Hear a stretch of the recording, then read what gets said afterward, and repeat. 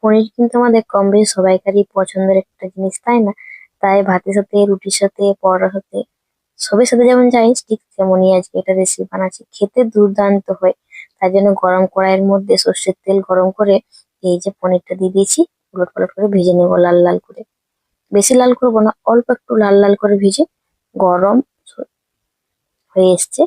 এবার ঠান্ডা জলের মধ্যে দিয়ে দেবো। এইরকম ভাবে রেখে দিবে না কেউ, ঠান্ডা জলে দিলে কিন্তু স্বাদ দ্বিগুণ হয় আর একদম সফট থাকে। ওই তেলের মধ্যে পেঁয়াজ, টমেটো, কাজু, কিশমিশ কিছুটা ভেজে নেবো। কিশমিশ কিন্তু বেশি পরিমাণে দিতে হবে না, 8 থেকে 10টা দিলেই হয়ে যাবে। এরকম একটা ভাজা ভাজা হয়ে এলে তুলে নেবো।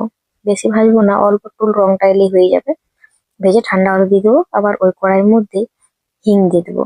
তেলের মধ্যে কিছুটা হিং, গোটা গরম মশলা আর এই যে তেজপাতা দিয়ে ভালো করে ভাজা ভাজা করে নেবো। এরপর দিয়ে দিলাম জিরে গুঁড়ো, ধনে গুঁড়ো আর হলুদ গুঁড়ো দিয়ে কিছুক্ষণ ভেজে নিতে হবে। এই যে অল্প একটু পরিমাণে দিয়েছি, বেশি দেবো না। এই, এরপর দিয়ে দেবো মটরশুঁটি। যেহেতু কচি মটরশুঁটি তাই আগে ভাগে দিই না, একটু পরেই দিলাম। তো অল্প একটু নুন দিয়ে এইভাবেই ভেজে নেবো চাপা দিয়ে। এরপরে এটা ঠান্ডা হয়ে এসছে। এই যে ভেজে রেখেছিলাম সেই মশলাটা, এটা কিন্তু কিছুগুলো লঙ্কা দিয়ে বেটে নিয়েছি। এই যে মিক্সি বাড়িটা খুলছে না, এই যে খুলে গেছে। এরপর ওই মশলাটা এর মধ্যে দিয়ে দেবো কিছুক্ষণ ভেজে। পুরো মশলাটা দিয়ে দেবো যাতে গ্রেভিটা আমাদের খুব ভালো হয়, যাতে ডিশের সাথেই খায় না কিন্তু, যাতে কম মনে না হয়, তাই না? এরপর এই গ্রেভিটা কিন্তু অনেকক্ষণ ধরে কষতে হবে, কমসে কম 10 মিনিট ধরে, যতক্ষণ না তেল ছাড়ছে।